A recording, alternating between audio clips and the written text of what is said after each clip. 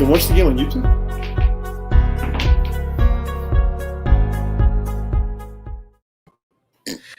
And we're live. Welcome, everyone. This is the Game 3 live stream of the Montreal Canadiens versus Tampa Bay Lightning Stanley Cup playoffs. Alex, the series doesn't start till someone loses on the road. Till someone wins on the road. Montreal's down 2-0, but it's the first game in Montreal's Bell Center. So the series hasn't started, am I right? Well, listen, the series is definitely not over. I do think tonight's game, we're going to win tonight's game. We have to. And we have to, because if we lose, it's 3-0. The chances we come back are like 2%. And it's not just 3-0. It's 3-0 against that specific team. Pretty much. And listen, anything is possible. And a fun fact about our players is that we have 3 players who were down 2-0 in their series in 2006, 2007, and 2014. It was Tyler Toffoli, Corey Perry, and Eric Stahl. They were all down 2-0 in their series.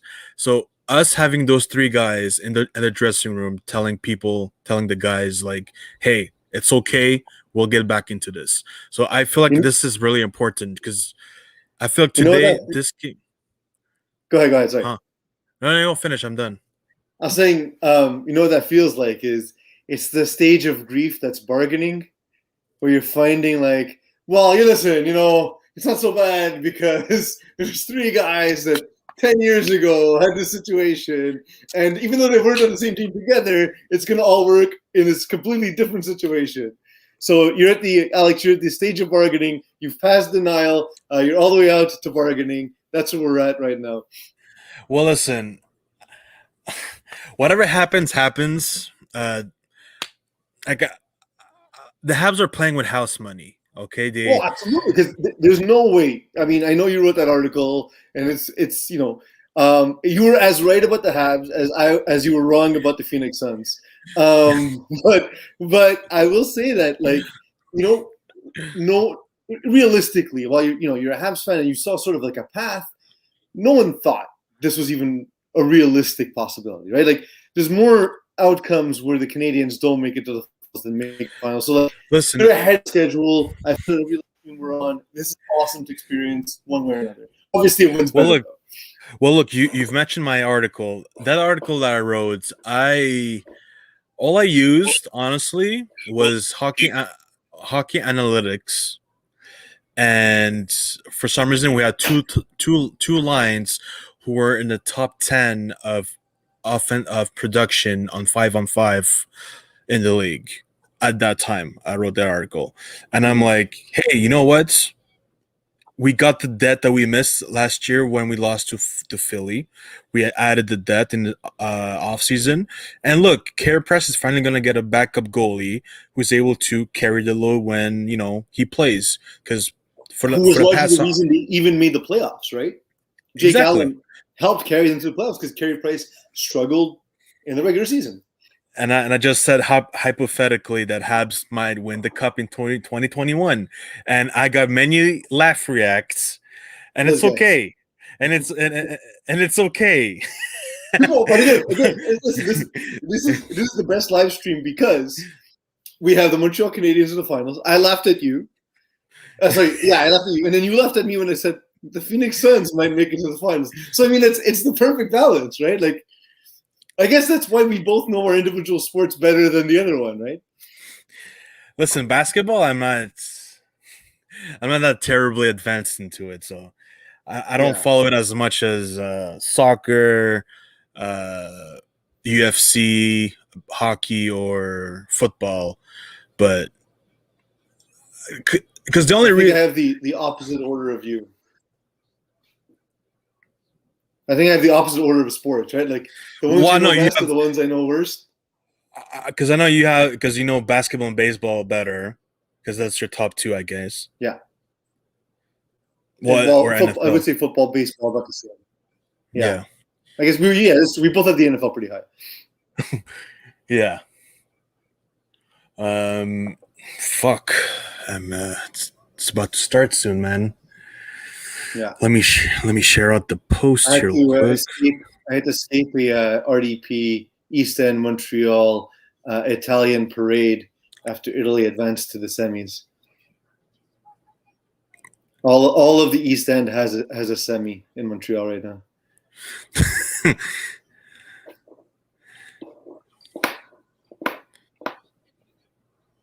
So we're going to be getting some footage from the game. I'd like to say we have a correspondent who's at the game, but can we call one of my drunk friends a correspondent, or is he just one of my drunk friends? He's technically a correspondent. There we go. He's a correspondent. Technically. He told me that the Esso outside of the Bell Center was closed, so he couldn't pre-drink at the Esso. So there we go. We have some information about the game before it starts. If you're looking to get beers at a reduced price at the Esso parking lot, unfortunately, the Esso is closed. You need to find another place to drink. Exactly. And before the game starts, I'll do a real quick ad read. Yeah, do that because I suck at them. Fuck, where is it? Okay. All right. Mike's Barbecue Rub. Get 10% off at Mike'sBarbecueRubMTL.com. Use promo code HOTSAUCE10 and you'll get 10% off on all these beautiful bottles. They have some brand new ones coming out. The Truffalo, the Mustard Truffle, and the Spicy Truffle, which is interesting. I've never heard of Spicy Truffle before. And my truffle is on the way. I'll tell you guys how it tastes. And use promo code HOTSAUCE10. Hot Streak, make fantasy picks in seconds, win real money in minutes. Use promo code Hot Sauce and they'll match your initial deposits. They have basketball right now going on, so you pick 2 or 3 players, pick whatever stat they get. So either a rebound or an assist or points, whatever it is, and you may win money. And guess what, guys? They are getting into MLB. So you'll be getting some baseball action here pretty soon on Hot Streak. So this is pretty. I think this app is the future. So get on it. Use promo code Hot Sauce and get your initial deposit matched. Yeah, I'm excited. I've been playing Hot Streak a lot, but I'm very excited. That I'm going to get to play it during the NBA Finals. It gives me another way to enjoy the game. And then on top of that, as soon as like the NBA Finals and NHL Finals are done, I go on a baseball bender. I watch so many baseball games like between the MLB All-Star game and the start of the NFL season that like this app is gonna redefine my summer. I'm very excited about it. I just want them to drop NFL, man. I want it. It's going to be interesting. I don't know if they'll be able to just because there's a lot of money already into NFL fantasy, and there's a lot of different stats for different positions. So I don't know how it would work. They might do like QB pass completed or not. Yeah, they might have to do like even like you might have to choose pairs like QB receiver against QB receiver kind of thing. Possibly, but if they're in for NFL, man, I am super pumped. Yeah, it's honestly it's a great app. I've been enjoying it. Terry and I are big on basketball, as you know, Alex, and we're on it every night that there's a basketball game. So it's awesome. You drop in a quick bet, watch the game, return to your phone. It updates you whether you won or lost money. If you're me, you're usually winning money. If you're Terry, you're usually losing money. It's good times. Good times. It's okay though because he takes my money on the golf course, so it's all good. I have to finish sharing on Facebook. Oh yeah, I always forget to share the ones where I am on, because the ones that share the most, right? Because the people I know want to see me, but just forget it because we're working in a sense. I'll get that share out right now.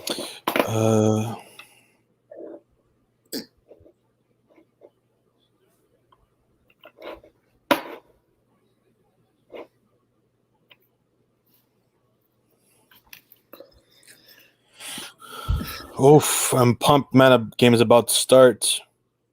Yeah, it's national anthems. I unfortunately got to keep a cap on. I have a horrible sunburn that has a whole bunch of holes in my head, so nobody wants to see that. It's pretty gross. So hat on for this national anthem, unfortunately. I just had to put on some Habs I also merch, don't. but I don't own any Habs. I actually don't own any Habs merch anymore. I had a jersey. I gave it to my brother. that's I blasphemy. don't have a. I don't have, I know. Well, I only wear caps usually outdoors, and I don't wear jerseys to games. I don't wear jerseys in public. It's like a thing of mine. So, the Bulldogs hat I got because I was going to watch a Bulldogs game, and it was really sunny and hot because it's Atlanta, and that's why I got the Bulldogs cap. But other than that, I don't have a lot of caps, other than golf caps. Speaking of that, I actually want on my bucket list. I have like a college rivalry game that I want to go to. Which one? I'm not sure. I'm not sure which one yet. Okay, I went to Georgia Tech. I'm It's thinking of I'm thinking of Ohio, Michigan. that's fun. That's a fun one. Ohio, Michigan, Auburn, Alabama. Clemson, Clemson. Um, is it Clemson, Auburn? Yeah, I think it's Clemson, South Carolina. I definitely want to see FSU against UCF. Yeah, that'll be just a billion points. It doesn't even matter which decade you're watching. It's gonna be no defense. It's gonna be a billion points. Probably also which I'm here. Probably next season, I'm gonna probably go to UCLA against USC. Yeah, I'm going on a tour of the southern U.S. In October. I'm not sure yet if I'm going to go to a game, but I'm going in. I'm going to be in Texas. I'm going to be in New Orleans. I'm going to be in Georgia. So it seems like I should. It seems like I should go to a game. But we'll see. We'll see. Oh, they're presenting the players now. Yeah, Army is back. Hey, he was back last game. Yeah, that's true. He was back last game. He had a false positive, basically. Hey, that's okay. As long as he's there, he's healthy. The coach is back today too. I saw him on the bench. That's just unlucky, man. He got the vaccine, and it was just within the 2 weeks where you could still test positive. That's really frustrating. Well, it looks like we're way more than 3,500. Was gonna say that, unless they're all seating them in the same areas, which would don't tell me fucking Geoff Molson sneaked in people in. It's possible. You've been going at it with Valerie Plante on Twitter, so yeah, let's not snitch to Valerie Plante. Yo, okay, I'm telling you, that are more empty, but if you're grouping everyone together, what's the difference if it's 3,500 or 10,000 at that point? Yeah. Like, if you're going to put 3,500 with all of them sitting in the same place.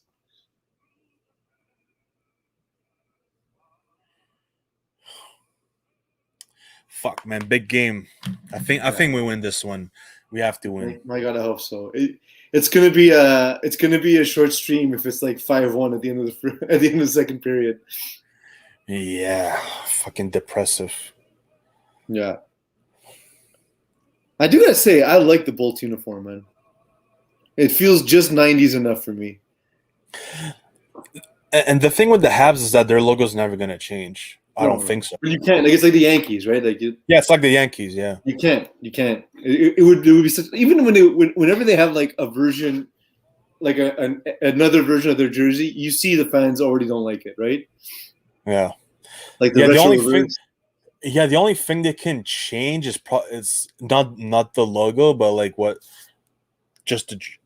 outside the logo on the jersey. Yeah. That's the only thing they might change, but even that, like when they went when they went on the white on whites and when they went on the retro reverse, fans hated all the like see how fans see how fans hated the Impact logo change.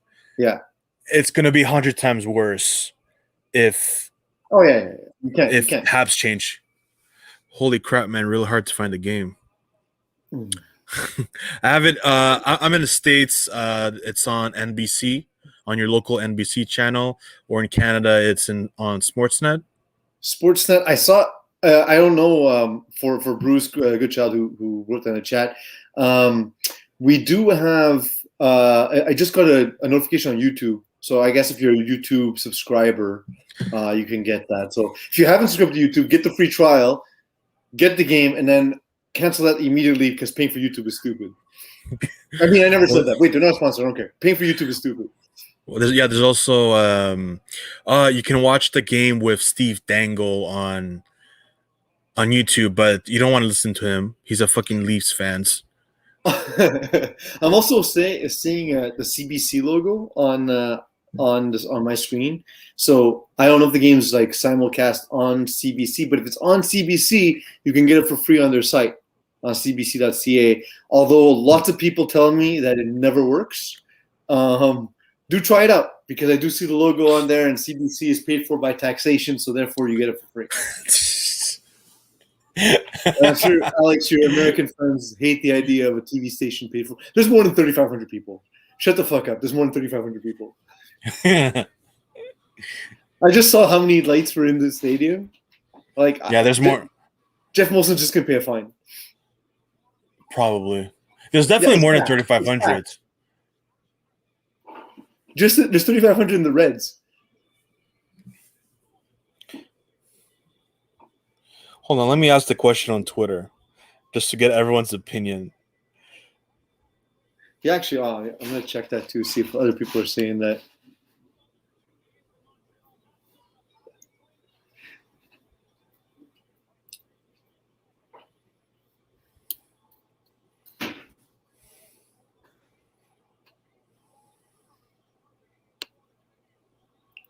I'm gonna open Safari. I don't remember my Twitter login. And Eagle's not around.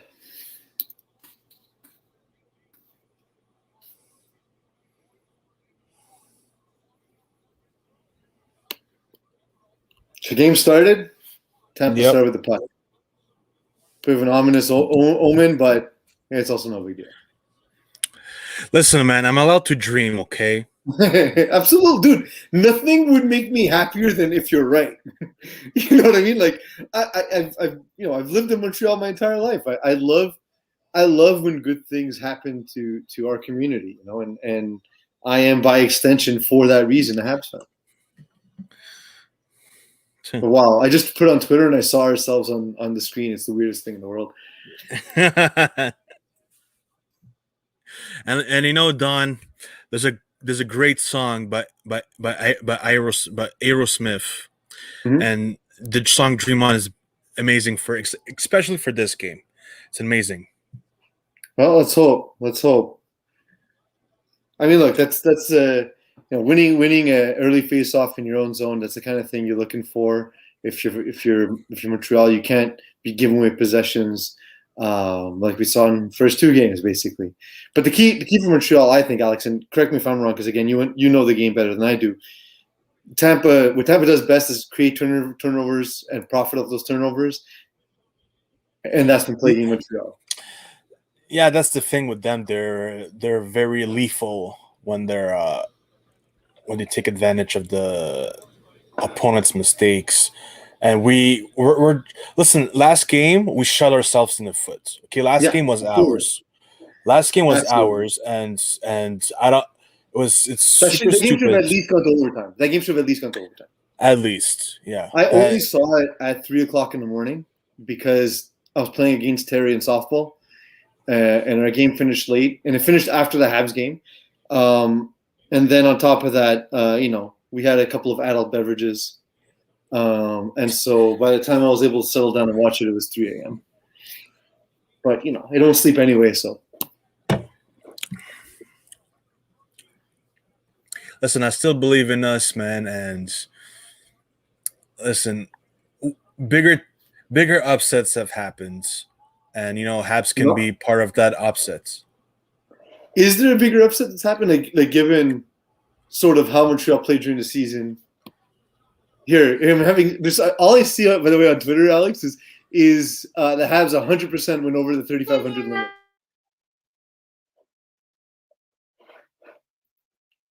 I'm seeing it all over Twitter. It seems to be a consensus that the Habs have gone over the limit. Seems like some people sneaked in, man. Sneaked. They were let in. I'm gonna text our correspondent. Yeah, imagine, imagine. They left the garage open by accident. Yeah. Charging And then $50 a pop. come in. Seriously, it's ridiculous. I just saw a stat. I just saw a stat. Um,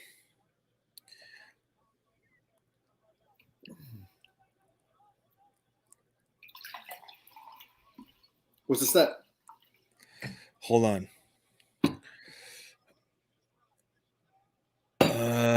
There's so today there was only 69 new cases, which means Nice.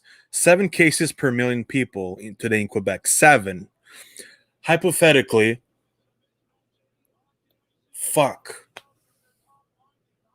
Oh, I guess that was a goal. Yeah. Because am I behind you?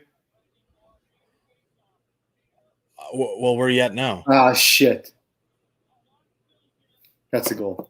Let me make sure I'm live and it's just not my internet that's running slow. Oh no, I wasn't live. My mistake. I'm live now.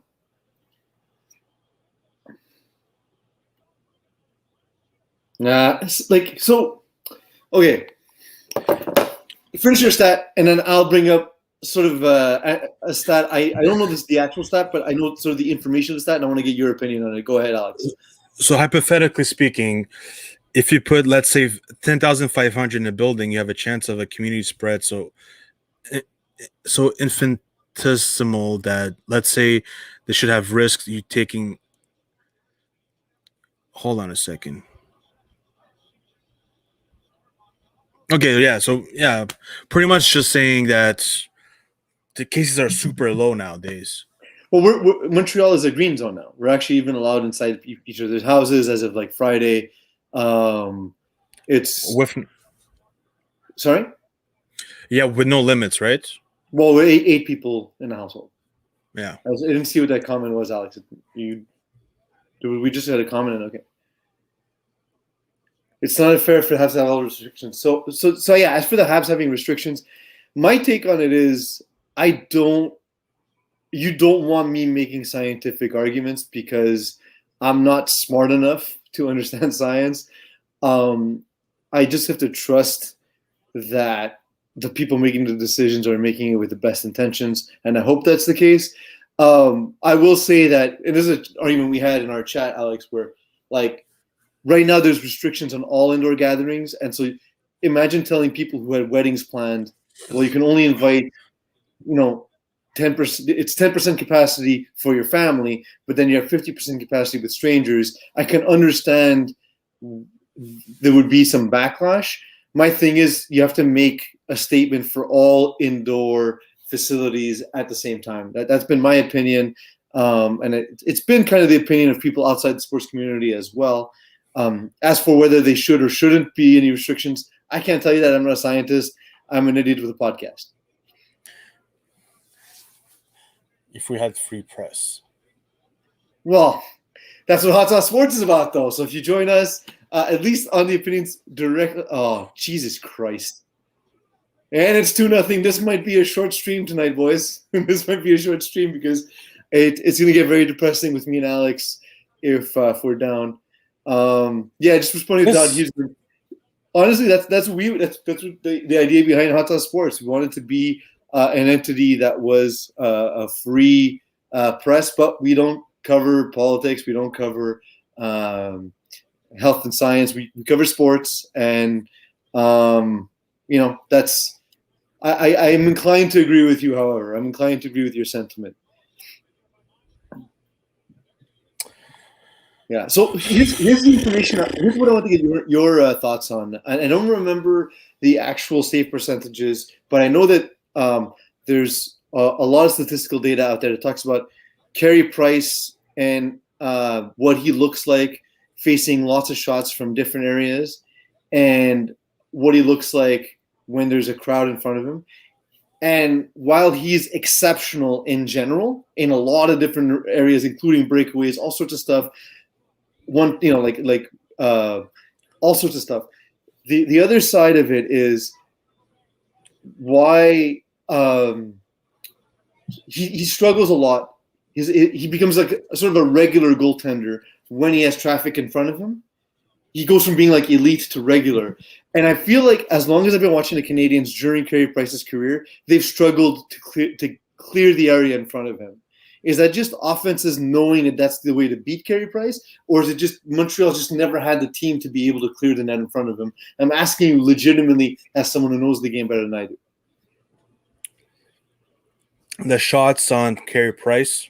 So the stat, again, I don't know the exact stat, but the sort of the idea behind whatever stat that is that when there's nobody in front of him, he's elite, like Hall of Fame level, and when there's traffic in front of him, he's someone more regular. He's a regular NHL starting goaltender. So the thing is that, but in my experience watching the Habs for all of Carey Price's career, they've had trouble clearing the net. So is that just offensive game planning against what he does bad, or is that the Montreal Canadiens haven't had the defense to be able to clear the zone in a way that's satisfactory? Well, look, there's many factors into that. So, like you've mentioned, the only way to beat Price is by obviously screening him. Yeah. But the thing is, also you have to with analytics that came out not long ago. You now get to see the high danger shots, the high quality chance of scoring shots versus not high quality score. So the Habs defense were in the past few series they were able to clear the nets, and the defense was also able to not allow zone entries, rush attempts into the zone, and we were number one in the playoffs for that on defense. So why is it falling apart now, for example? Is it again just Tampa being better and game planning for that specifically, or is there something else? Tampa are just both goals were exactly that, right? Both goals were Carey Price getting screened. Listen, they had. I think that's part of their game plan, screening Price and getting as much pucks as on the net as possible. I think that's the only way you can beat Price, by screening him or shooting as much as possible instead of doing some fancy stuff. And yeah, that's pretty much what's helping the Tampa Bay Lightning right now, man. It has been the whole series, and even the other series, the games where they've lost and where Price hasn't looked incredible, it's been where there's traffic in front of the net. Oh, it's brutal, man. Wasn't expecting 2 goals within.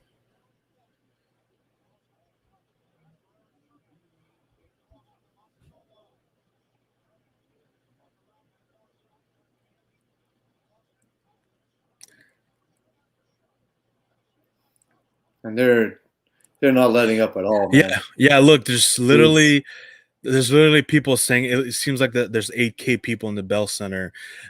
Then another one, oh, there's definitely more than 3,500. Then another guy, oh, this is me, or the Bell Center's full. And it's well, I'm looking through Twitter. I searched Canadiens 3,500, and everyone's essentially saying the same thing.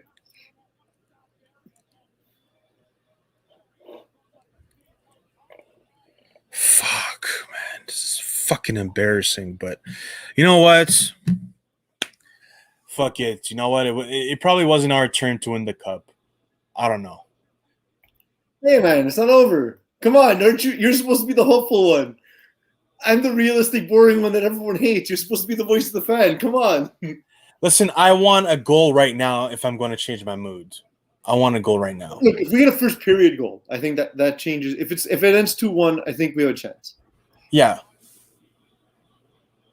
But since it's also the first period only, it's far from over for this game.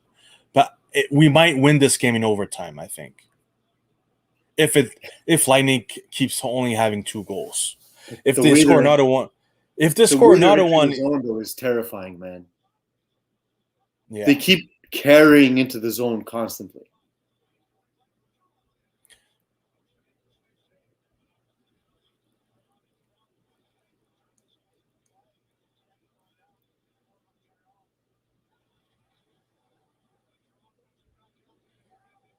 Hedman's going to shoot on net. Because that's what he does. Safe by Price. They're all over us. Jesus Christ, we can't even do shit. Oh, it's suffocating. It's absolutely suffocating to watch. Hey, did your correspondent say anything? No, he's heavily intoxicated, so he can't feel his legs from when his phone vibrates. So I'm waiting. I will update us as soon as I get an update regarding how many people seem to be in the Bell Center. He was trying to sell his tickets. I asked him. I said, "Do you are you trying to sell the tickets, or are you going to go?" And he said, "Listen, I put them up for $4,700 each." I think that was a post. I have the volume off, so I can't tell. Yeah, me too. Because we're on a live stream. It sucks. Mind you, at least we don't get to hear the announcers, so that helps. No, but he says, so he told me, he says, yeah, well, I'll put him up for $4,700 because if anyone has a dream to go to the finals, I'm not going to stop them. No, he missed the net. But I guess he couldn't get the price he wanted, so him and his friend basically said, "No, we're going to go downtown. If we get to sell tickets, we'll have a bunch of money to go to the bar. If we can't sell tickets, we'll go to the game." So that's what he did. Do you know if Terry was selling tickets? Yes, yeah, Terry was selling too. Did he sell them at the end? I don't know. But how much was your friend wanting? He wanted $4,700 each. And how much did he get him for? What was the cost price? Okay, so what can he could have even sold him for $2,000 each. Well, but he said at that point he was going to go see the game. He set a price and he said, if I don't get that price, I'll just go to the game. Schofield! Oh my God, post. I thought that was in. That thought me too. I thought that was in.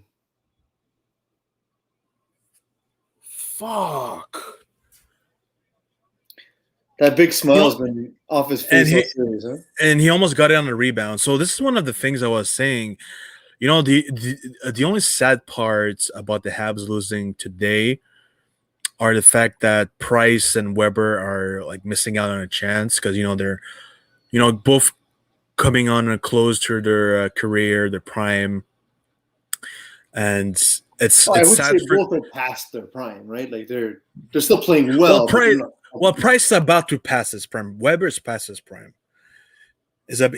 I'd say this year was probably the prime Price. Well, not during the season, man. Because goalies, couldn't he have like an 890 during the season or something? Because goalies, if you've noticed, like Henry Lundqvist, Pecorine recently, they've played well until like 36, but 35. It's different for every single person. Like if you look at him statistically, I'm pulling up the stats as we speak, and talking about elite goalies. Elite goalies. Yeah, but I'm talking about his specific save percentage. Sorry, I have some lag because we're live streaming, but like he had a 901. He hasn't been over 920 since 2016. The 1 year was close was 2018. Like the last 2 years, he's been just over 900. That's not elite goaltending anymore. But you got to also consider the team he had ahead of him. Okay, that's fine. That's fair. But so, and I that's been my case. I've always said that we wasted his prime. This year, this was a good enough team, right? Like I'm not saying that no one thought they were Stanley Cup good, but they were good enough. We all knew they were a playoff team, and they were in a very weak division, and he only posted a 901. And look, I've listened to the interview you had with Mo Khan this week. Mm-hmm. And he was talking about how the Kucherov situation, all By the that. way, thanks for the plug. Really appreciate that. So with Mo Khan, so he said, "Hey, if I remember correctly, Mo Khan says, hey, they're playing by the rules, right? Yeah. Is that what he said? So yeah. The thing I don't understand is that the guy was literally skating with the team 2 weeks That was my point. prior, That was my point. So and technically, that's a and cap violation. that's a cap violation because the rule says, and I repeat the rule, it says once you're eligible to return, you must get off the long-term injury list. However, the Tampa Bay Lightning asked for and got an exemption from the NHL. Which is cheating. Well, no, because the NHL authorized it, so it's But why would the NHL authorize it? It's a mafia. Here's the thing. These things are collectively bargained. I don't know the NHL CBA. I wanted to ask John actually because he has a firmer grasp of the NHL CBA than I do, and I want to ask him what was sort of the machination of that rule that they used to be able to skirt the cap rules. And I both didn't have time and forgot to ask him. But there has to be a reason for which that they got the exemption. I just don't know what it is. Because they know the NHL knew that there was no way they were gonna get the cap space for Kucherov. But there might be something collective bargaining agreement that allows for them to skirt that rule. I don't know what it is. I think it might have been because of COVID. It might have been a specific COVID issue because they might have made it a more lenient rule going back to last year because of everything with COVID, because you didn't know if you would lose guys who would test positive, you know? It might be that. And also the Canadiens are also over the cap. They're over by about $6 million, which is not, I know it's not the same as Tampa's 20, but, both teams violated that rule, at least in spirit. Both violated, but come on, you look at the quality of the team they have.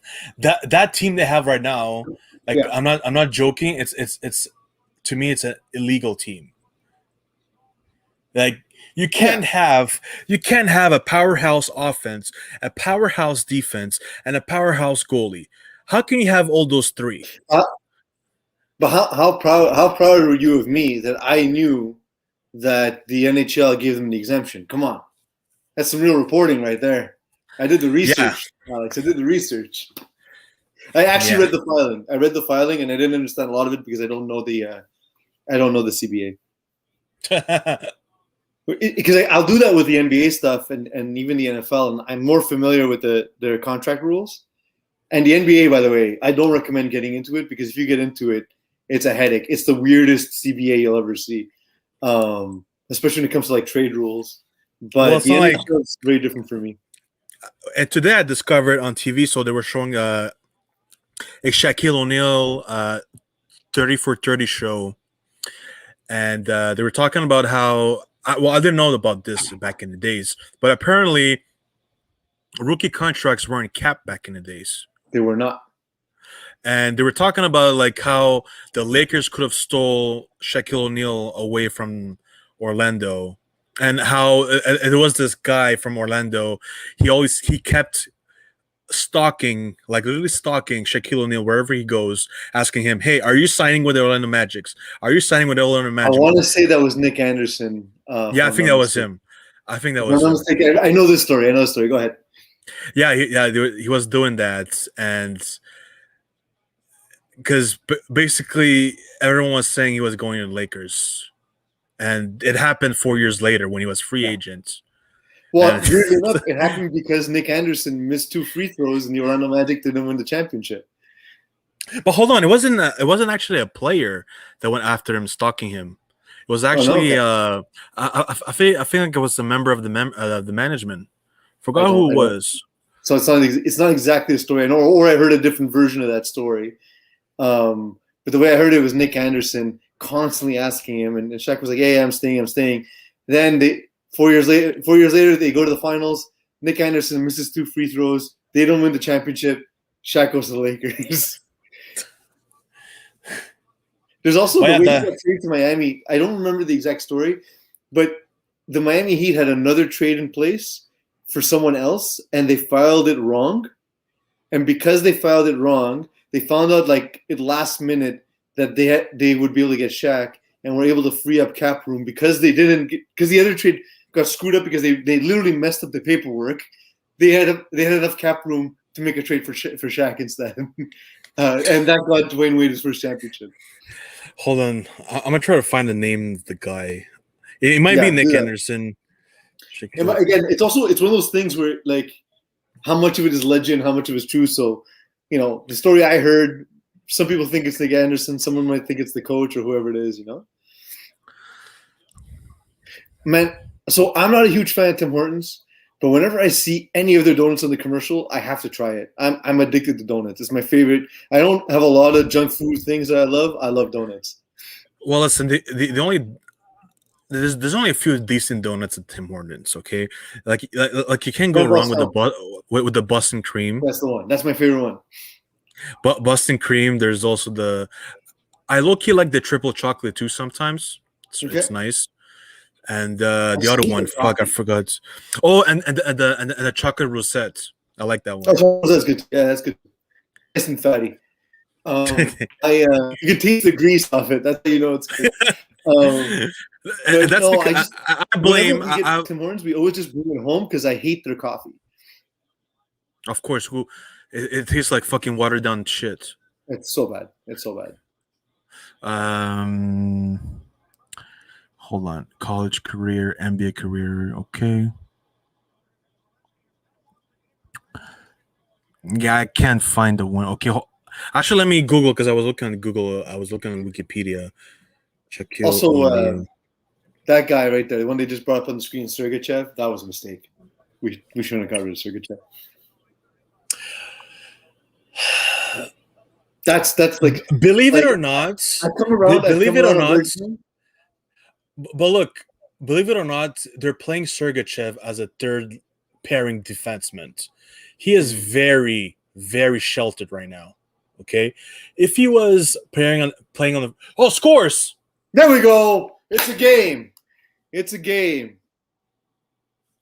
We're looking in again. And Sergachev, of course, was on the ice as we're talking about that. So, as I was saying with Sergachev, he's very sheltered right now. If you put that guy, see, look. Watch the replay. He's badly positioned. Awful positioning. That was awful positioning by Sergachev. He did not close his guy. He let him shoot. He tried to take away the pass and then take away the shot, and he got caught doing neither. Yeah. I get it, but the talent is undeniable. You know what I mean? Like, even if he would have been a third pairing in Montreal, he would have been better than whoever we have in our third pairing. Is Tampa Bay trying to challenge now? Don't tell me, man. That was it. I mean, they can, but it was in. No, offside. They're trying to challenge if it was offside when they entered the zone. Well, let's see. No. Hopefully, they'll bring the replay up. No, they're not going to challenge. Or yeah, they have guys looking at that for sure.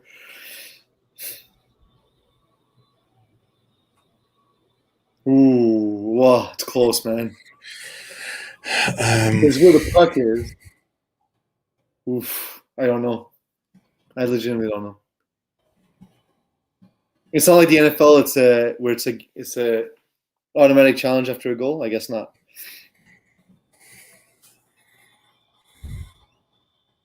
That was close. Maybe it's one of those that you don't have like indisputable evidence, so it's not worth challenging. Yeah.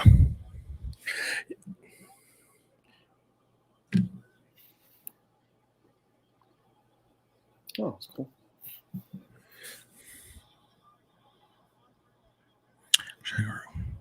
Yeah, I cannot find it, but I have to go back on the 30 for 30 show, but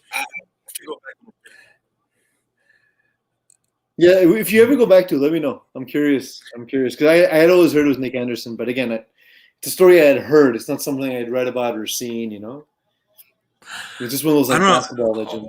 Listen, all I remember was a guy with a long hair and a suit asking him in the airport if he's staying or not. That wouldn't be Nick Anderson. Yeah. I forgot anyways, but yeah, they were so scared for Shaquille O'Neal not agreeing to actually play for Orlando. And there was another player, I think, right before Shaquille O'Neal, who refused to play for the Clippers and then went to Rome. Sorry? He refused to play for the Clippers, I think, and he went to Rome. Who was it, Shaq? No, not Shaq, but there was a player before Shaq. There was some Okay. European guy. I forgot where they were, but they were talking about that scenario. And yeah, That's, I mean, I guess like the money wasn't what it is now because, European basketball doesn't pay quite the same as the the NBA, obviously. yeah, but back in the days, Back in this was probably closer. Like Tony Kukoc famously stayed in Europe longer than was anticipated because I guess the money was closer. okay, come on, Gallagher. There we go.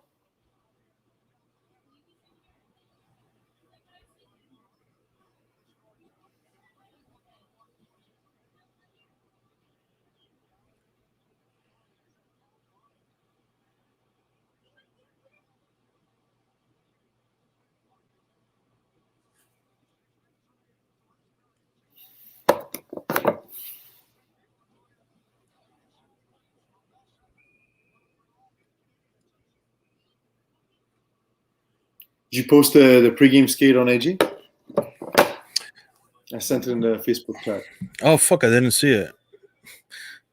Yeah, from 4 rows back. Oh shit. Um.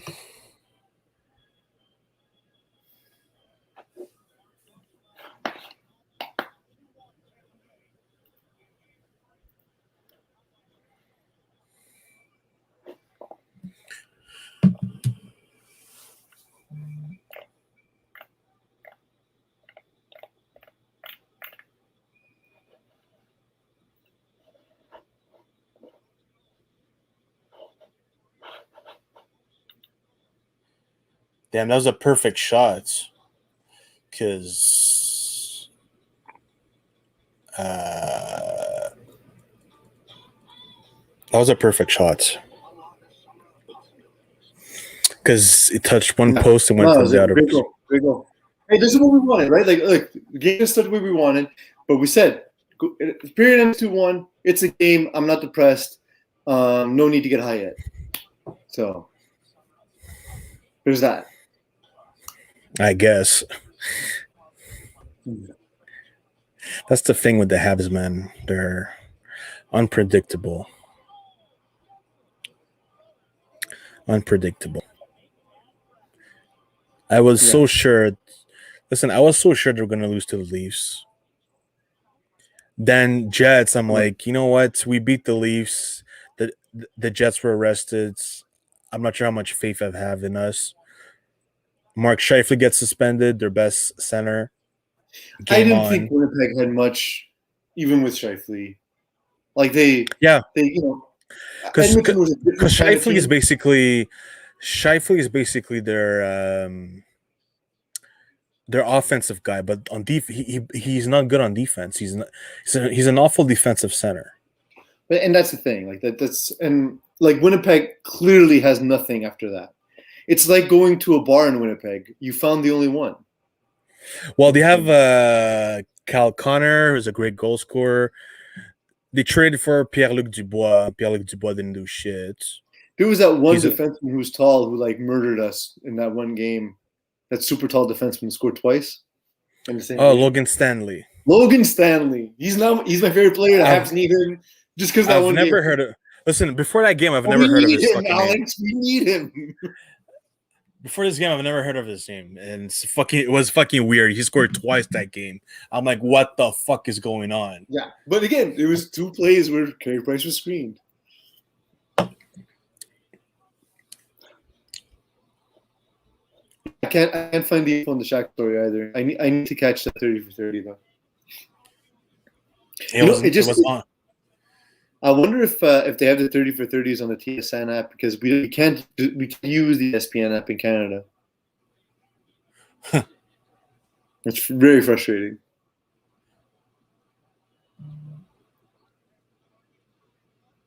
How do you have the ESPN Disney Hulu bundle, Alex?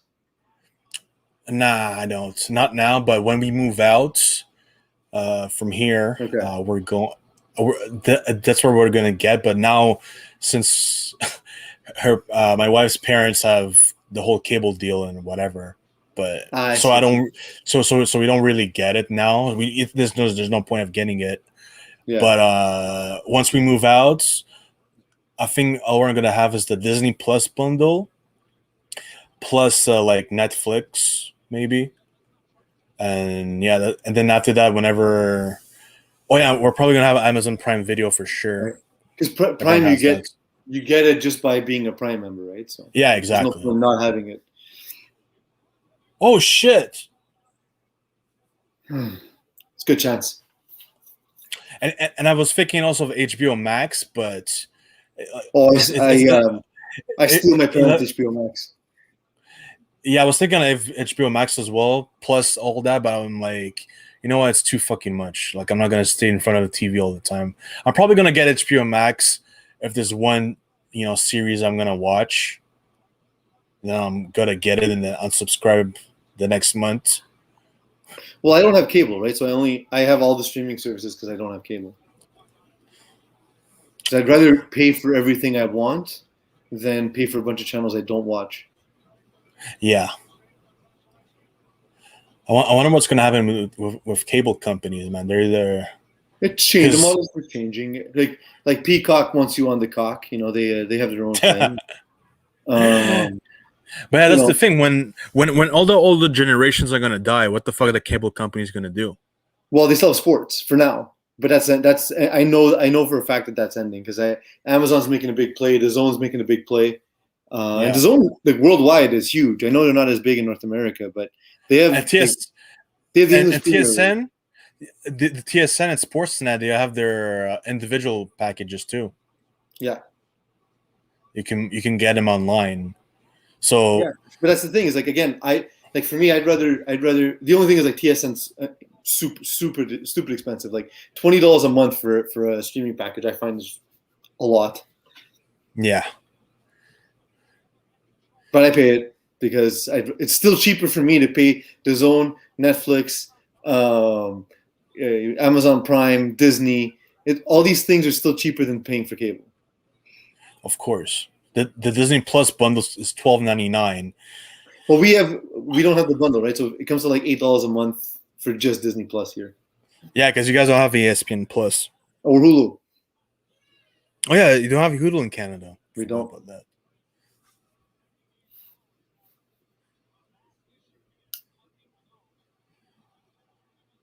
Oh, ESPN Plus is fun. They have some Yeah, documentaries. I heard it's awesome. I heard it, but that's it. Like I heard the Stephen 30 for A's. 30s and stuff for a while. You should see fucking Stephen A show.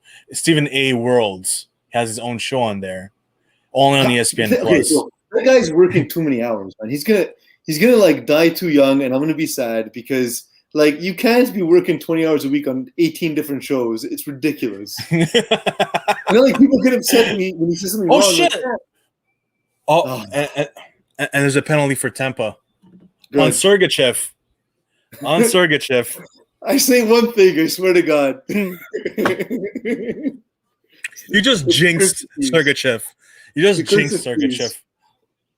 Yeah, but that's the thing. Like with Stephen A. Smith, I always feel like his character that he plays is to be loud and boisterous, but then like he makes a mistake, and like if you have a microphone in front of your face for 18 hours a day, you're gonna make a mistake, right?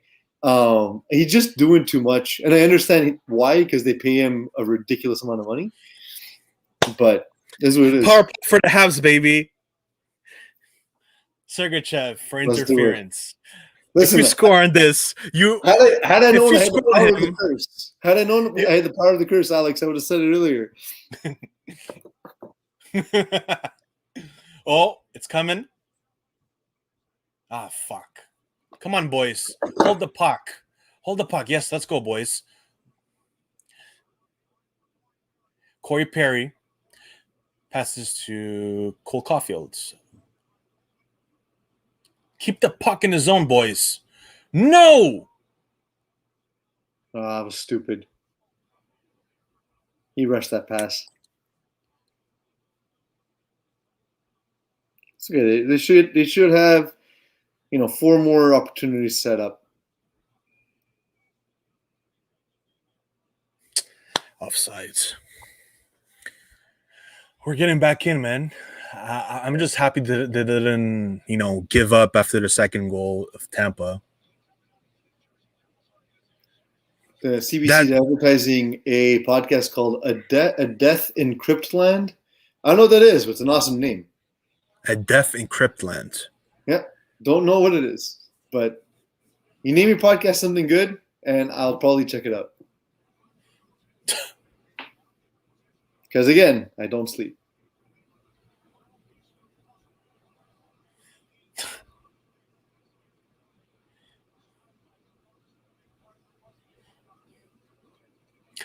There's another thing that Terry said, because we were interviewing Raphaël Lavoie, and we were like, hey, if there's a subscription service that will allow us to pay $12.99 a month and listen to all the hockey chirps going on between the bench uncensored, he would do it. I wouldn't do that. I don't care that much.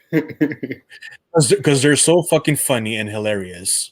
Like, it's literally a comedy show. But you know what it is? Also, what happens, though, is because all these things are publicly sponsored, it's just like the NFL when they wear a mic, like, they never say anything because they know it's all publicly it's all sponsored by someone. And, like, it's the second you put a microphone or a camera in there, it changes things, It changes the dynamic. Oh, and speaking of NFL, I just thought about it because today I was thinking about it a lot. Can't wait for fantasy football to be back. Yeah, I can't wait to win our league again. Listen, it's not happening this time again. Okay, you said that last time. You realize, like, in the last 3 years, I've gone to 9 championships and won 6 of them. By the way, hopefully, I'm going to announce it here, but hopefully, I'm going to be answering fantasy football questions on Patreon with analytics to answer why you should do what I say. So hopefully, if we're organized, we have a few months to get that ready. Well, not a few months. We have basically July to get ready. Yeah, exactly. We have 1 month to get ready. Jesus, why is everything so fast all the time? It's pretty much everyone's going to be drafting in August. Yeah, and there's going to be a couple ones. So, like, we have by mid-August, so it gives us realistically 6 weeks to get it done. Yeah. But I like to do stuff like give people sort of breakdown, because the thing I do well is analyze value for trades. I'm never interested in winning a trade. I'm interested in, I need a piece, you need a piece. Let's work out something so that my team's going to be better. If your team gets better, that doesn't hurt me. I just need to focus on my team getting better. Okay, look, a quick one. Rapid fire. So, which rookie QB is going to be the best fantasy performing QB? So it has to be someone's going to start right away. Trevor Lawrence. So who we got? Give me a quick rundown. Trevor Lawrence, Justin Fields. Justin Fields is not starting right away, but late season might have more value. So are we looking at points per game or total for like season total?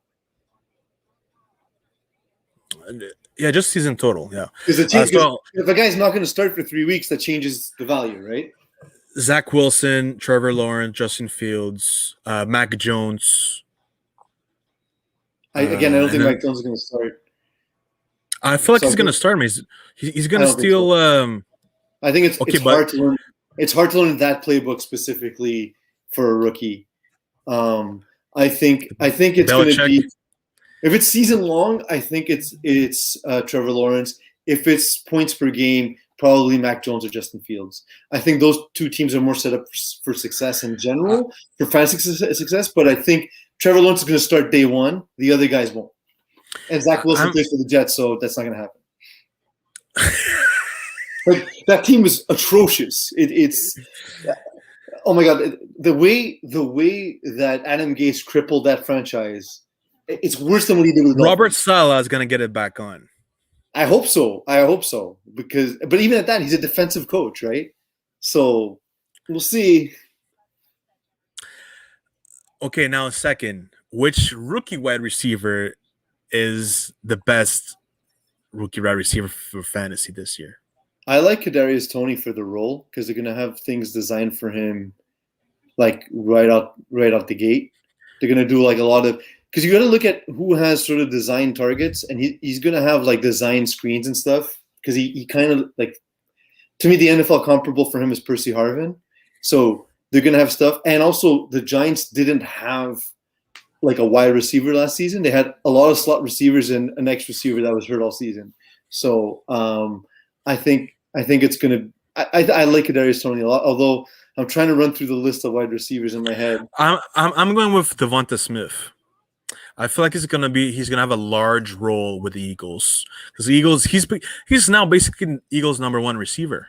I just don't. Well, see, look, I don't know.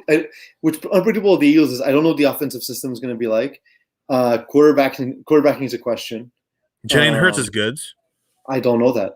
Statistically, that's not true. Last year he played well. As a passer, statistically, that's untrue. He's fine. He's kind of middle of the pack, and with the running, he kind of gives himself a little bit of value. But statistically, he's not particularly accurate, especially in anything sort of mid-range to downfield. And there's 2 more that are interesting. Jalen Waddle has a good role right away. Jalen Waddle, Jamar Chase with the Bengals. So Jamar Chase, the problem is it's a very loaded receiver room. Higgins is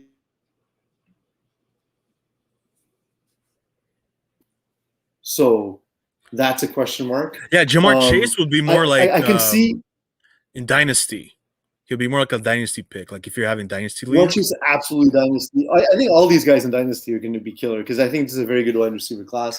And what do you think of Rashad Bateman's Ravens? I like him a lot. I like the thing is right now, and I know you're not going to like this, but the efficiency from a fantasy standpoint, I like the Ravens more as an NFL team than a fantasy team outside of Lamar Jackson and Dobbins. I think Dobbins is going to be drafted too low this year because he was drafted too high last year. But the thing is that the pass catchers don't have very high efficiency. Oh, okay, no, that's a replay. Thank God. I wasn't paying attention. I looked back, so I replayed. But the thing is that they don't have very high efficiency because of their offense and because Lamar Jackson has yet to be an efficient passer on a game-to-game basis. But I like Bateman's talent a lot. Yeah. Again, maybe Dynasty or again, and who that may be a late round steal. He's one of my guys I have targeted to write a fantasy article about, and I think that now they kind of know exactly what Lamar Jackson is like and what he will be for the rest of his career. So I think they're going to design an offense specifically that highlights what he does well, which is a lot of RPOs, quick slants, and I like Bateman's. He's a guy who's not huge, but he's like a good possession receiver, which I think fits him better than who's that speedster than Brown. Can't remember his first name. Antonio Brown's cousin. Yeah, Marquise Brown. Marquise Brown. There we go. I couldn't remember his first name for it's Hollywood Brown. Hollywood. That's it. Brown. There we go. Yeah, I think he's going to fit that style a lot better long term than Brown. But Brown's that big play, right? And now rookie running backs. Travis Etienne or Najee Harris. Why? Travis Etienne because he's going to have scripted plays as a wide receiver, and he's going to get third down reps because James Robinson is not a particularly great third down back. James Robinson was used a lot last year, but he wasn't an efficient third down running back. And what's going to come down to is if Etienne can pick up the blocking packages, he's going to be the third down running back for the team. Who's going to pick up the blocking packages? Tim Tebow. God, no. He's in. I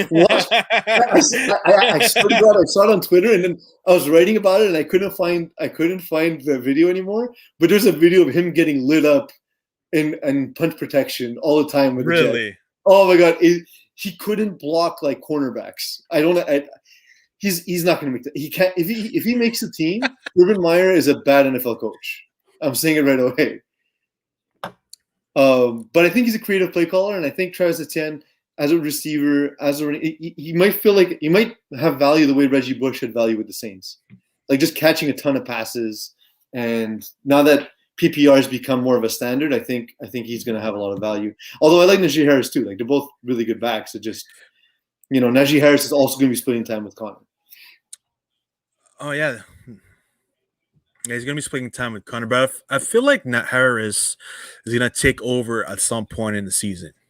Yeah, it just he's a guy where you might want to trade for if he only gets like 12 touches a game early. Trade for him because he might start in your roster as RB4, but come playoff time, you might have now three stud running backs getting 25 touches a game. If you nail your first 2 running back picks and you can trade a wide receiver 3 for him when he's not getting a lot of touches. That could be a steal for you. I'm excited, man.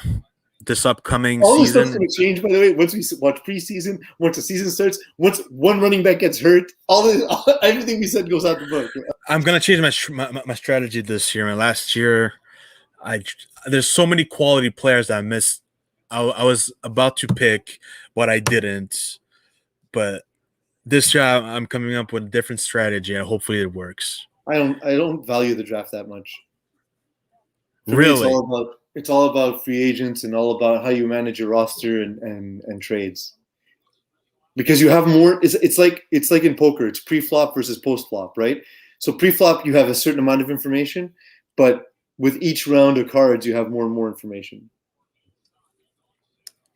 It's also knowing when to drop and when to add. Yeah, guys are so stubborn. Because, but I drafted this guy in the 3rd round or 4th round. If he sucks, it doesn't matter. Get rid of him.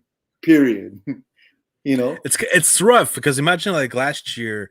Wait, who was drafted in the 3rd round? Sucked. I'm drawing a blank here. Who was it? I forgot who it was, but. There was a player I drafted 3rd round last year, and I'm like, after week 6, I'm like, is this guy gonna produce? Is this guy? Hold on, I think I know what I'm talking about. Kenny Golladay. He was fucking injured. Oh, that changes. Sorry, I just remembered he's on the Giants. That changes my analysis slightly about Kadarius Toney. God damn it. Although again, I still think he's gonna have scripted. Mini Megatron. He's talented, man. He was also banged up a lot last year, though. Yeah, it was his hip. He fucked up his hip. Like he played in a lot of games where he was very obviously hurt,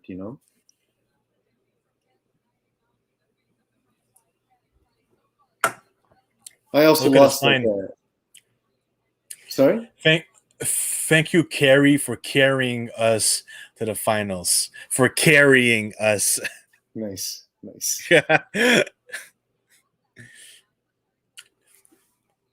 Okay, so I'm on. It's gonna be a rough second period, man. It's gonna be a rough second period. Well, let's hope not. Like the end of the second period, the end of the first period, Montreal, as we transition from fantasy football back to hockey because the game's coming back, it's gonna be interesting because Montreal ended that first period very strong. Not just the goal, but they were possessing the puck. They were clogging up the lane a little bit for Tampa. Tampa wasn't having those, quick carries across the blue line.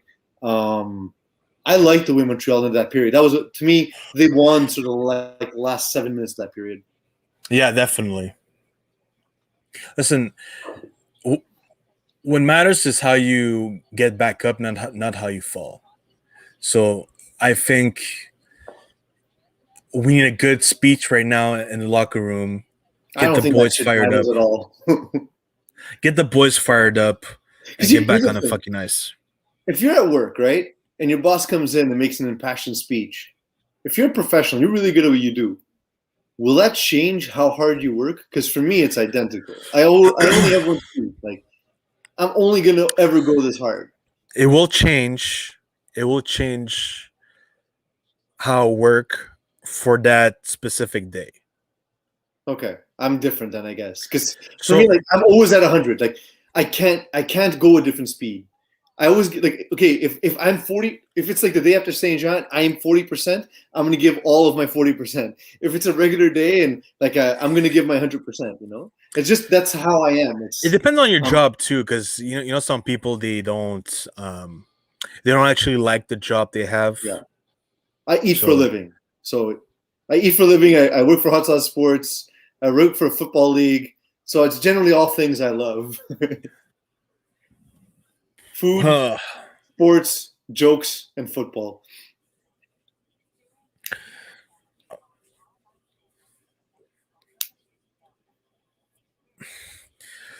fuck.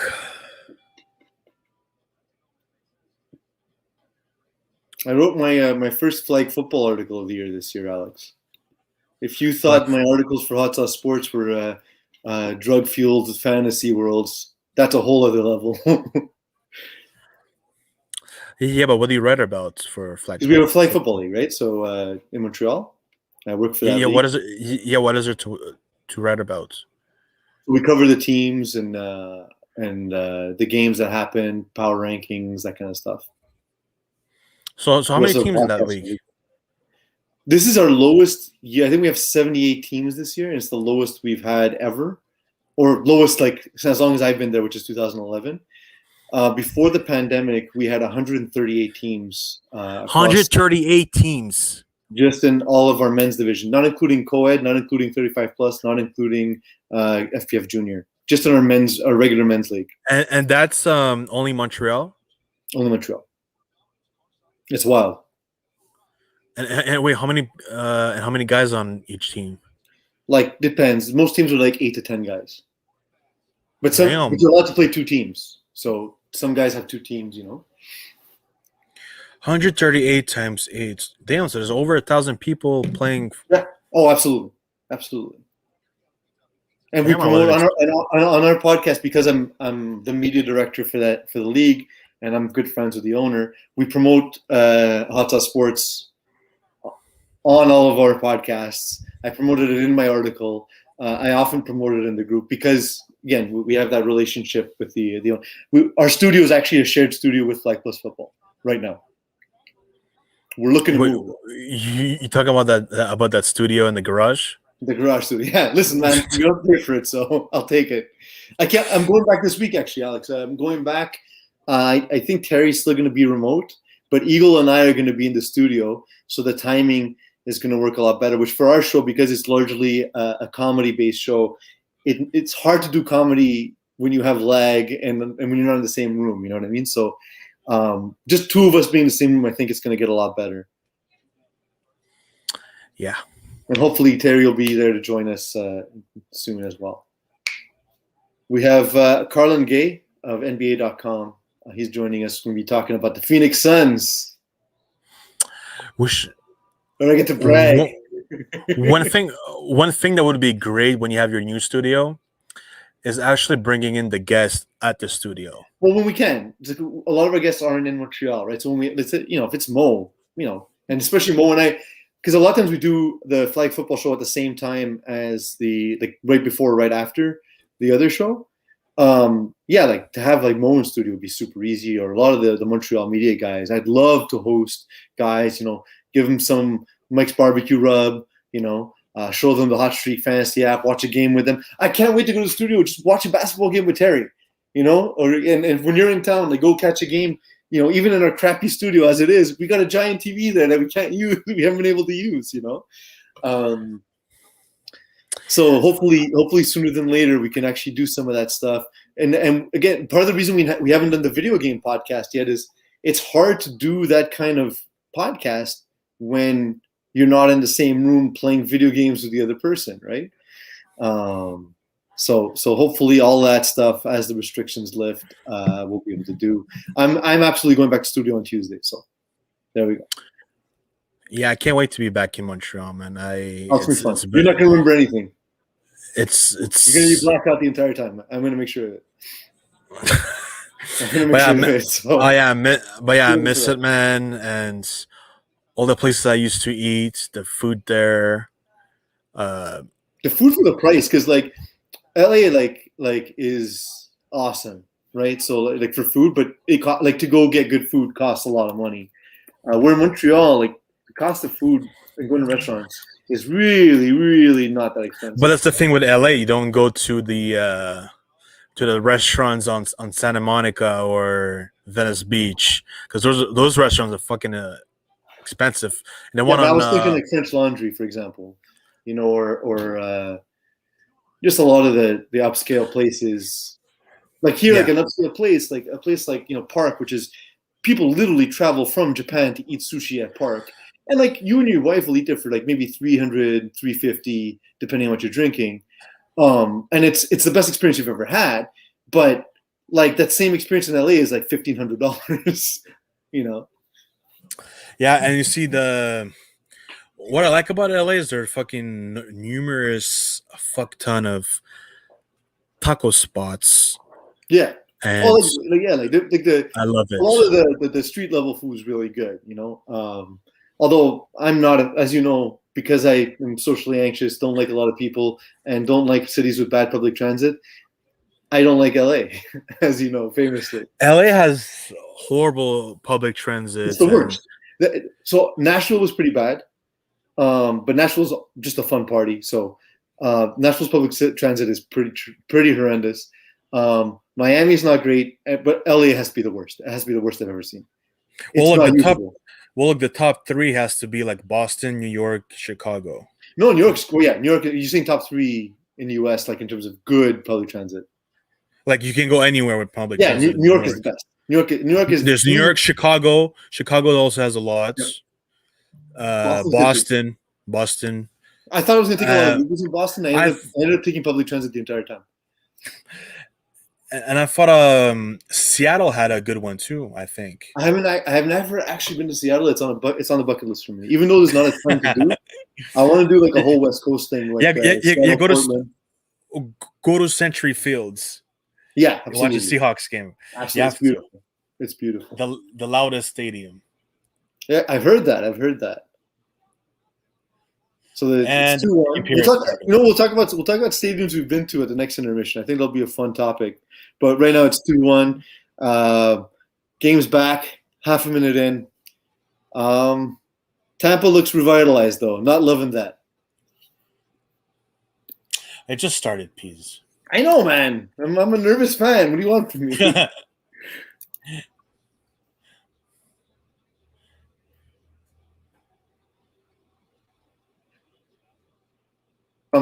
While I'm doing this, I'm checking to see the Longhorns schedule because I'll be in Austin, Texas again in October. So I'm Yeah, hoping. that's where we're moving. I think I'll have to go. Sorry, you're going to Austin? Yeah. That's where we're moving. Like after Christmas. Oh shit, that sucks. Because I'm going to be there in the fall. I'm going for a wedding.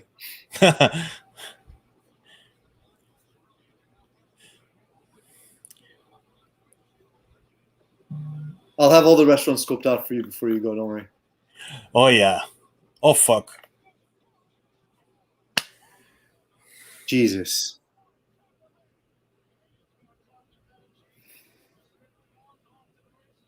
Well, that sucks. Kucherov. So he's good, huh?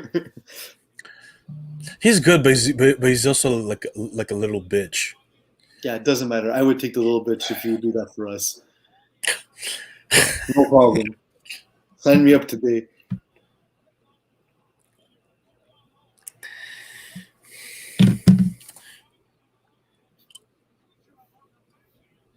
So it looks like the weekend I'm there, it's Texas against Oklahoma. Oh, that's gonna be epic too. I think I gotta go to that. I gotta go to that. I gotta convince my wife. Boom sooner, baby.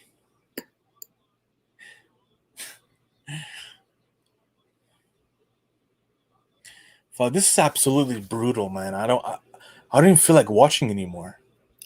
Well, we'll see how the period ends. I think this might be our last period on the live stream. because it's not looking good, man. I don't feel like live streaming if it's 3-0. I don't. I agree with you. I definitely will not be in the mood, and it's like, what's the fucking point?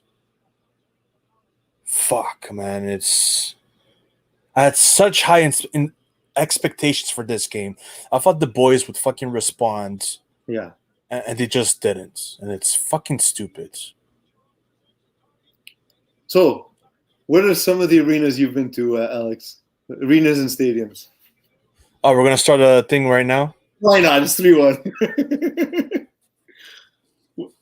I'll interrupt you if there's good stuff happening on the ice. You'll interrupt me during my list if there's good stuff on the ice.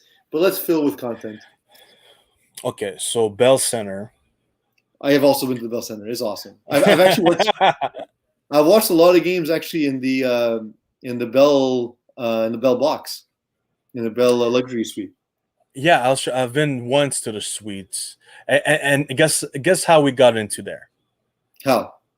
So we were 13, 14-year-old kids. I don't exactly remember our age, but we were super young teenagers, and we were going to the YMCA downtown, and it was for wintertime, so there was a competition going on where which YMCA will gather the most socks for the homeless.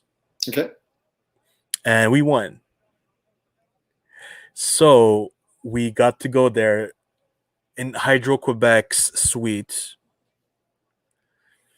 at the Bell Center.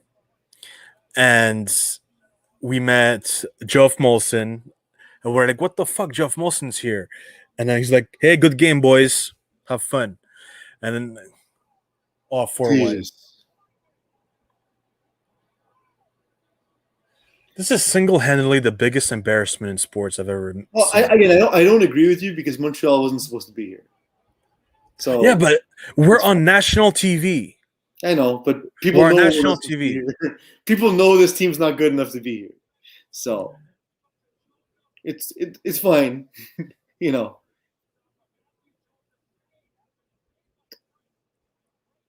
Yeah. But yeah, we got there. Damn, this everything they give you at the suite is fucking amazing. I got a story about being in the suite with Duke when you're done. Pizza, smoked meat, everything you want. Basically, they give it to you. You have your own private waitress, your own Oh yeah, the kick at the end. Oh yeah. My, yeah, the chef comes with his fucking stroller with like 9 cakes on it, and then we had to. I couldn't choose. I couldn't fucking choose. It was just at the end I got one, and that was probably the best experience for a Habs game I've ever been to.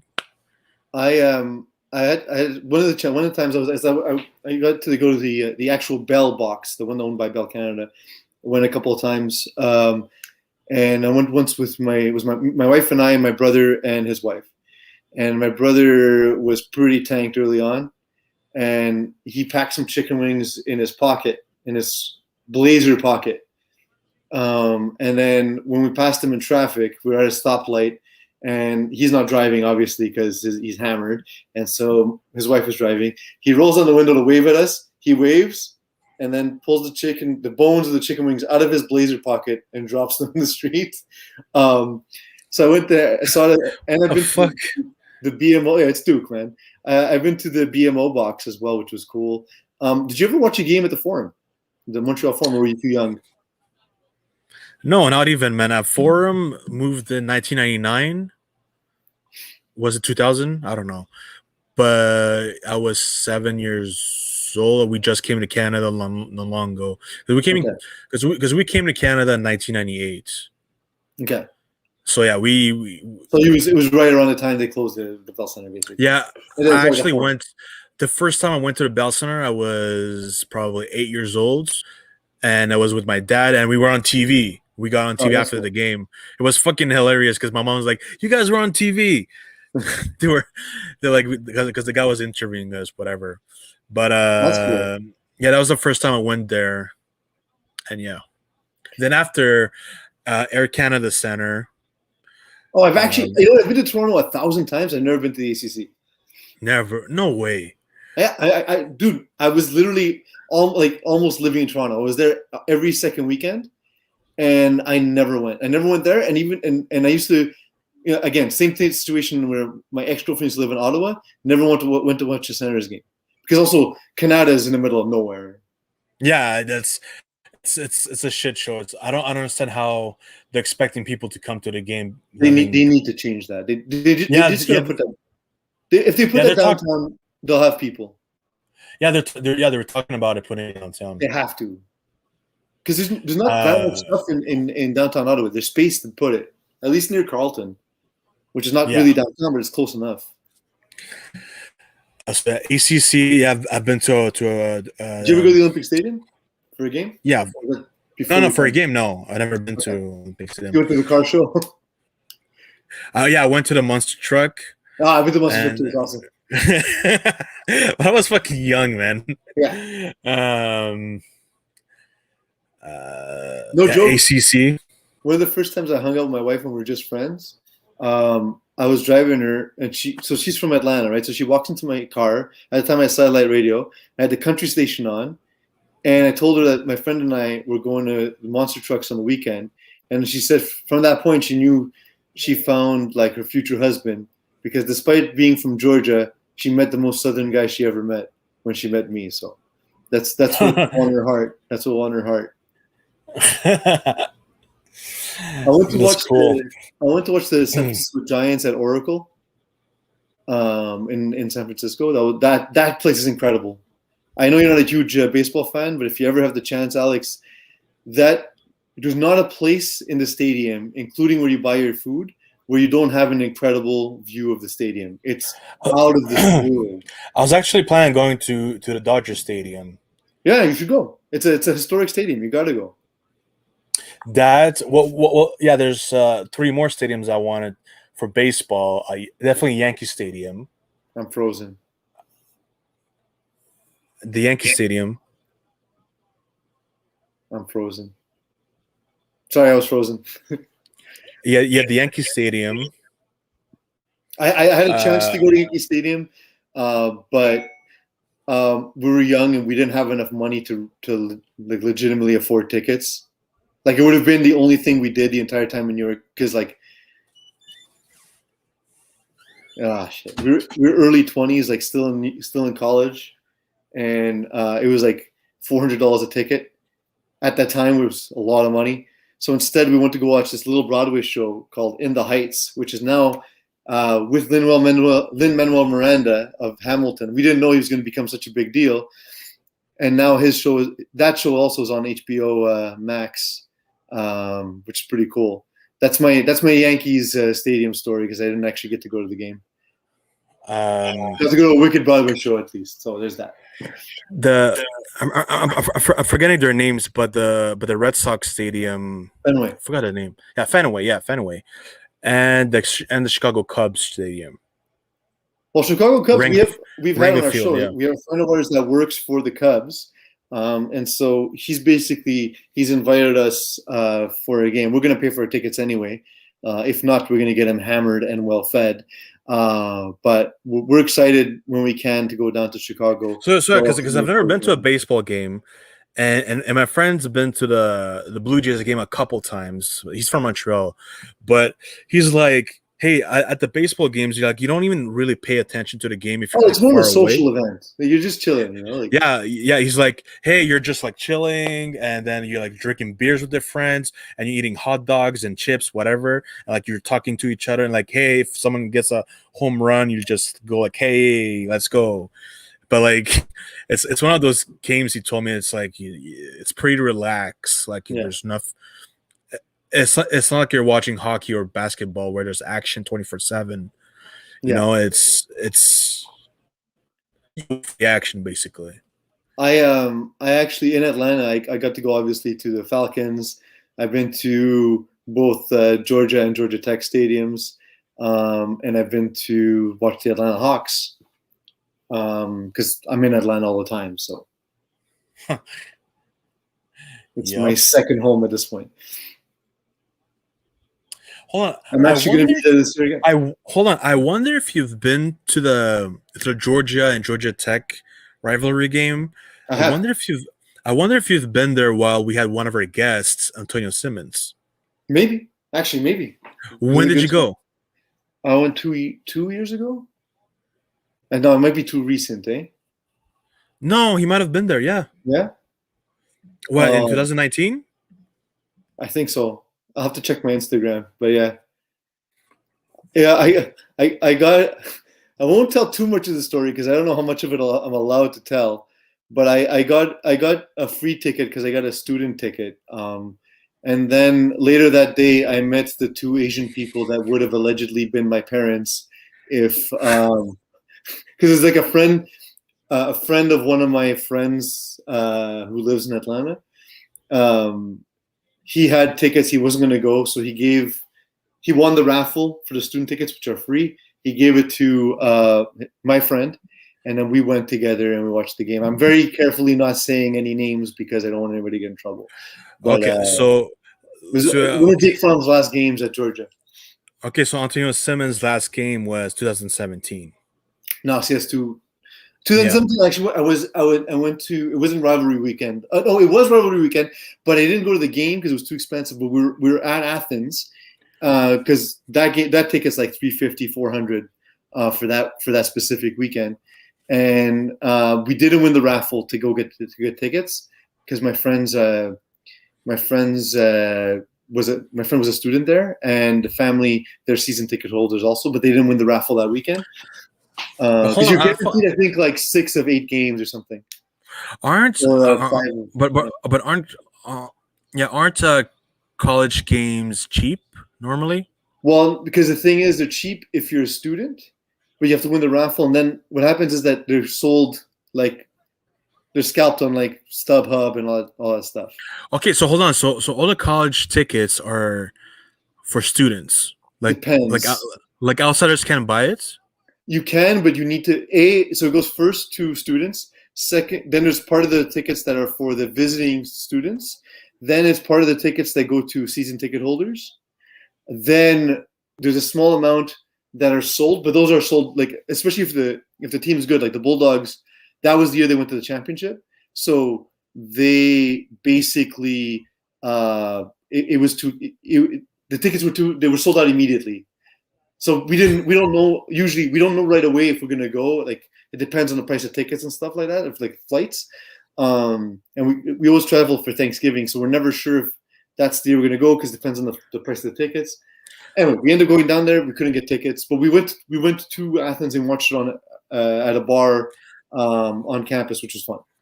Yeah, college is on my bucket list definitely because Go to UCLA. I also like. I'll see like when they play music on there, like with the bands. Yeah, like, it's so fun.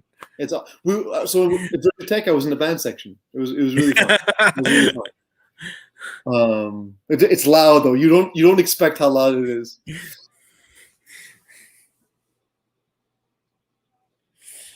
Oh fuck!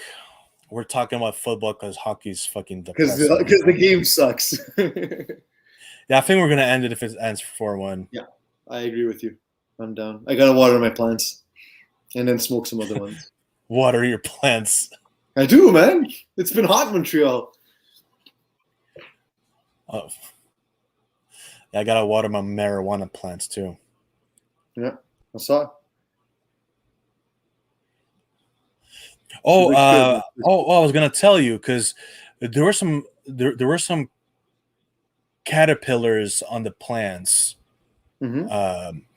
What do we do to remove them? Like to make sure they're like not coming back.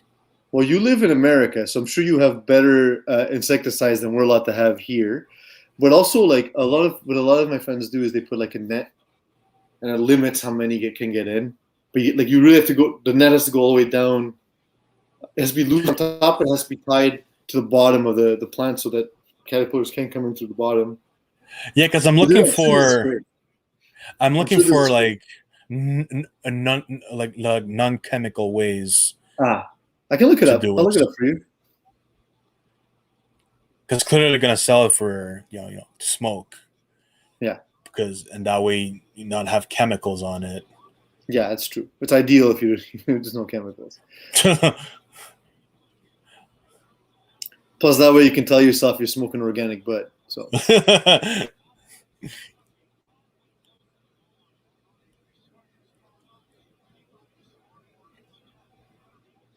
What kind of plant is it? Do you know? Yes. What I told you 7 concussions, man. I don't remember shit. On the chat, I said it was a. Wait. What were the 2 names you said?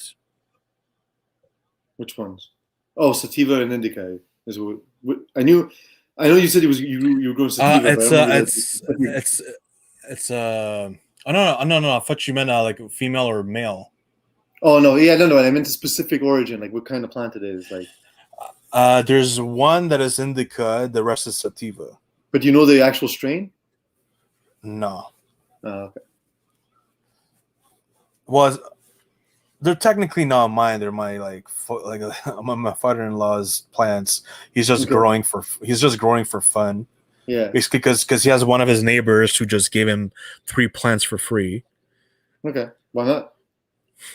Like I was saying, I think it's the autoflower. But if you're not careful, if it gets too much sun, the plant becomes male, and it just grows a bunch of leaves, and it gives you no buds. It happened to a friend of mine, and he's just like, I have this giant plant, but it gives me nothing. So wait, it becomes like it's absolutely useless. It becomes useless. Yeah, you can make hemp soap and hemp rope and that kind of stuff, but that's it. Not even like CBD oil. Nothing. It produces no buds. That sucks. Yeah. It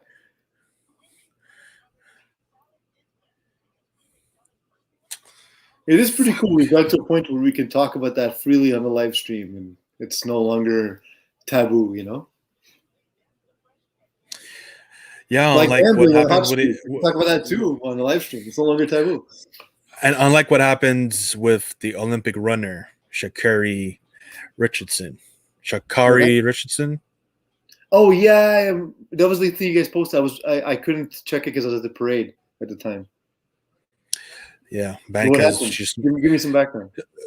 So basically, she said, well, the day before, she discovered that her mom passed away, and it was like a really shock to her. Like she was really sad. She smoked weed, and the Olympics just suspended her for a month. Worst. They suspended her for a month, and she can still participate in the 4x100 relay in a month. That's pretty much it. It's so stupid. What are we doing? I can't wait for the Olympics because there are going to be so many memes out of the Olympics. That's my favorite part about the Olympics. The memes? I like basketball. But then there's the sad part of it because you sometimes hear about athletes dying during being on the Olympics, but the Olympics is they always produce something that I don't think I've seen one Olympic event that had nothing that happened. That there were no funny moments, no sad moments, or incredible moments. The Olympics always produce. It makes it a human experience, right? Because that's the gamut of like emotions in life, right? It's the highs of comedy and the lows of despair. Yeah. So like that's what we love about sports in general, right? The way we came together for Christian Eriksen, and the way the opposite feeling, for example, of Italian fans today. That's or Tampa Bay Lightning fans. Like that's what we live for in sports. That's why we love it for so much. It's ultimately a human experience. Yeah. Look at me getting all poetic, beating down 4-1. Man, if the Habs won the cup, I was gonna pull a Drake. I was gonna be like, "Yo, this is poetic. Look at my buttocks over there." I thought you were gonna record a hip hop track like Drake after the Raptors won. Well, you need to hit your voice on the beat. Wait. What did he say? He said this is poetic. Kyle Lowry with the ring. Kawhi bringing a chip to the city. And man, I want my chips with a dip. Hey man, Man, that interview, I was laughing my ass off. he's cheesy, but I low key love Drake, man. He was drunk that I don't Yeah, know. he was hammered.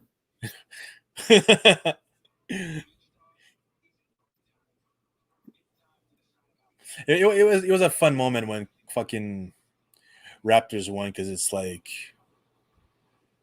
unbelievable.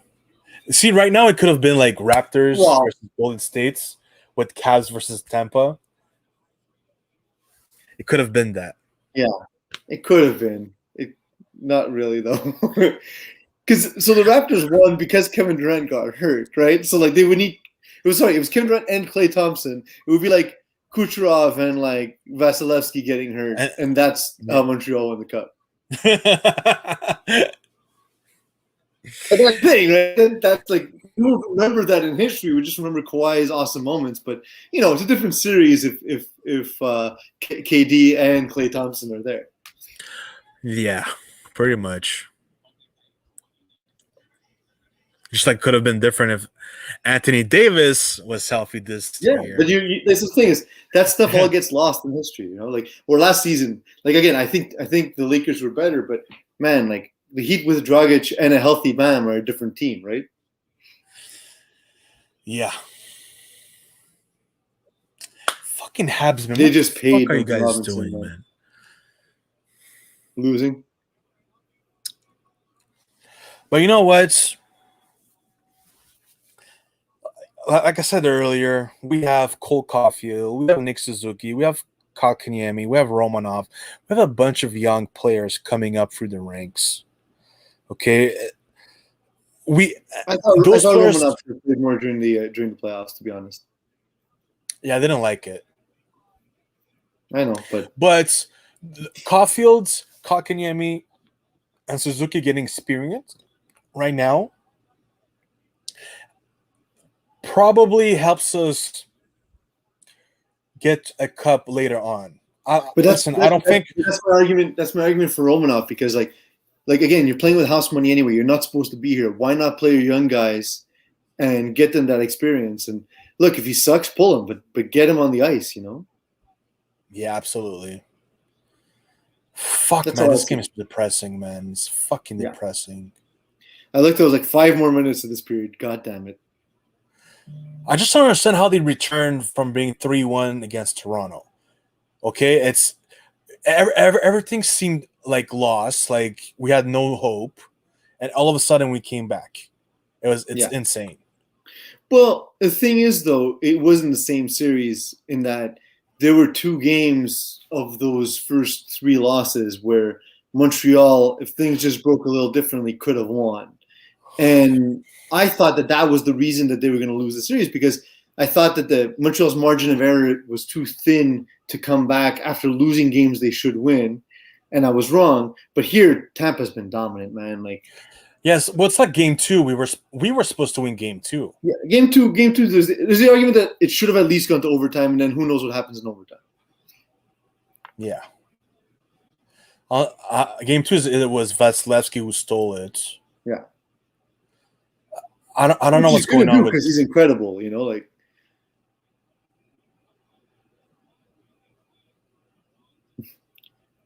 I like Corey Perry showing the ref. This is a penalty. There's a stick inside of my skate. I didn't buy it that way.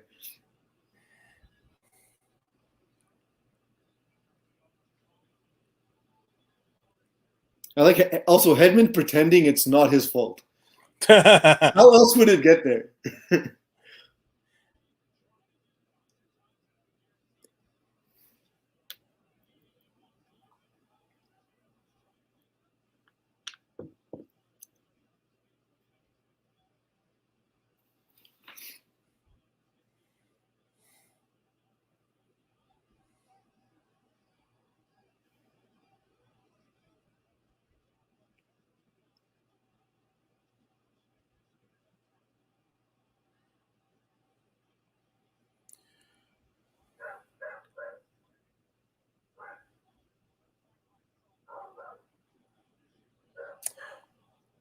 So it seems like it's going to be Suns versus Bucks.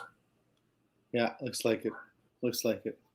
It'll be fun. It's both teams do things that the other team doesn't defend well, so it'll be a lot of scoring. But they need Giannis back. Bucks need Giannis back. Yeah, absolutely. Yeah, without Giannis, it's not a series. Like But this basketball, like kind of, your top players are very important. We saw what the Suns look like without Chris Paul, right?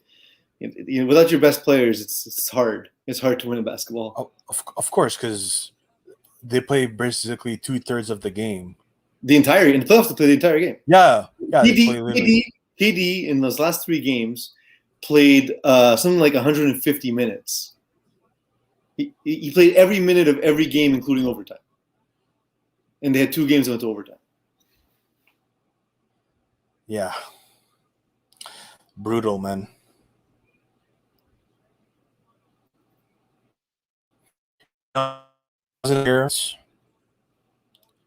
Yo, imagine if Habs come back from 3-0. I mean, it would be awesome. It just doesn't feel like that. It doesn't feel that way, man. Like, yeah, it doesn't.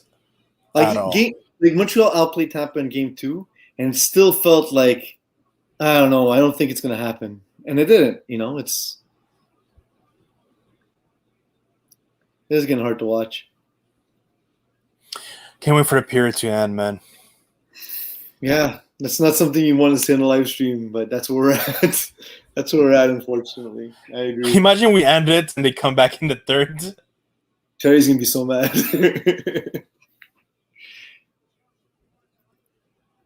I can get back on if they get back in it, but I'm gonna tell you, I'm telling you now, I won't be sober.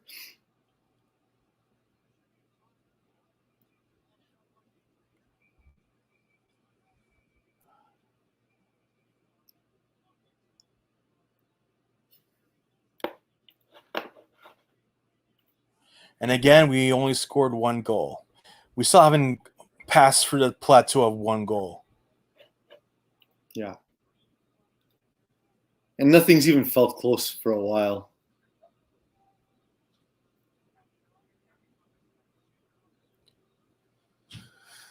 Unfucking believable.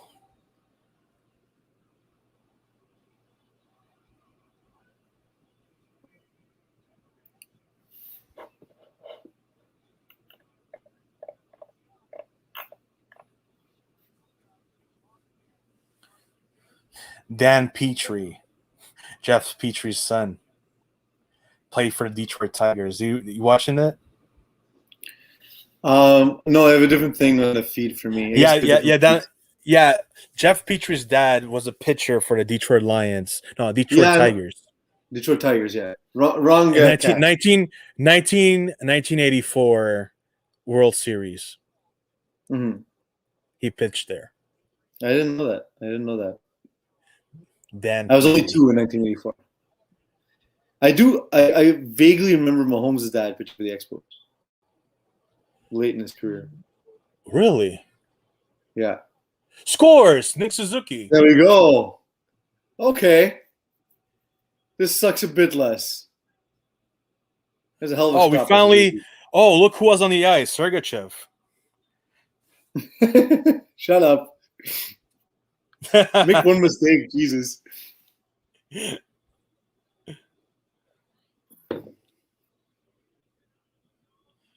And again, Nick Suzuki is going to be our star player in the future. I think so. And again, I like Kotkaniemi as well. I think there's a lot of pressure on him to be more than what he is, but I think even as a second line or third line player, he can be someone who can contribute a lot.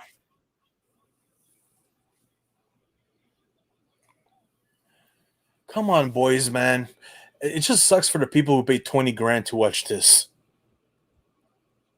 Imagine someone. I don't think people are actually paying $20,000.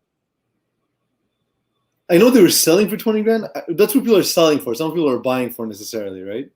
Yeah. Like I said, my contact couldn't get $4,700 a ticket.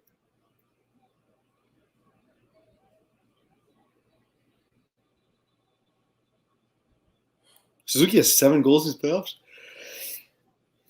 Yeah, he's sick. Petrie and Caulfield, and he says Petrie, who we were just talking about. Yeah.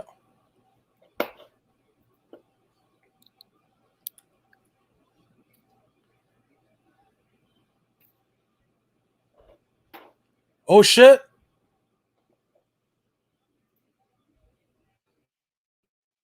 Forward 3 right there, heading into the third.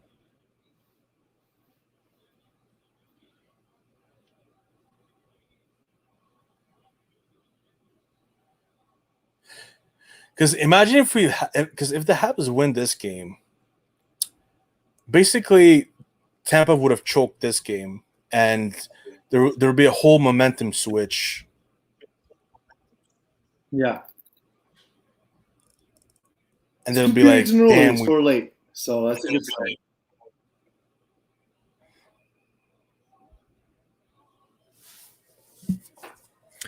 So what are we doing? It's your call, man.